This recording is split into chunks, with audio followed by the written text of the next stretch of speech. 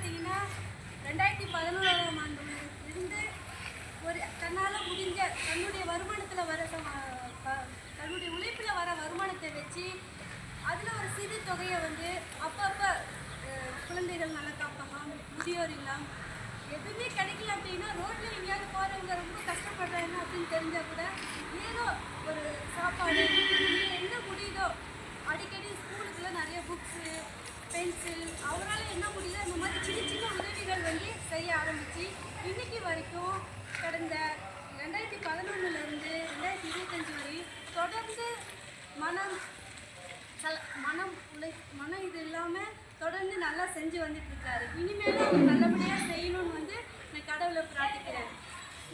இதுக்கப்புறம் இப்போ அம்மா வந்து அவங்களுக்கு போட்ட அந்த பொன்னாடை வந்து ஒரு சமூக நல விருது போல் நான் வந்து பார்க்குறேன். அவங்க பொன்னாடை அவங்க போதும்போது ஒரு சமூகத்தில் ஒரு சமூக நலன் சொல்லும்போது பெரிய பெரிய மேடையில் விருது வாங்குவாங்க பாருங்கள், அந்த மாதிரி அந்த விருது இந்த ஒரு இடத்துல இருந்து ஐயாவுக்கு கிடைக்கிற மாதிரி நான் வந்து எண்ணுறேன். இதுக்கப்புறமும் அவங்க மேலும் ஒரு நல்ல ஒரு பணியை செஞ்சு நாட்டுக்கு வந்து ஒரு நல்ல ஒரு சிறந்த எடுத்துக்காட்டாக இருக்கணும்ட்டு வாழ்த்தி வணங்கி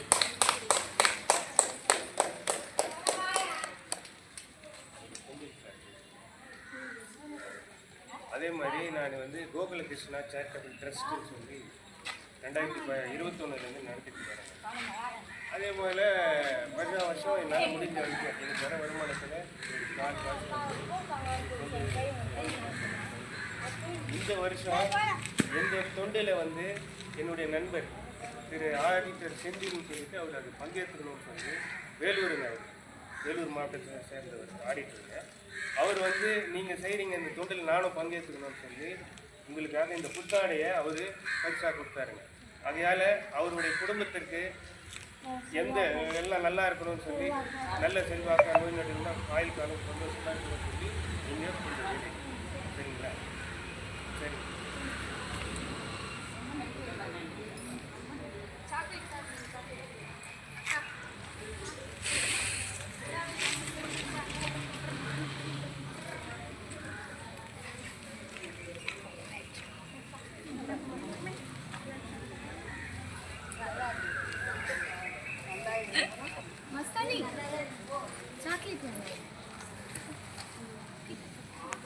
பொன்னாட அங்கே தான் நின்று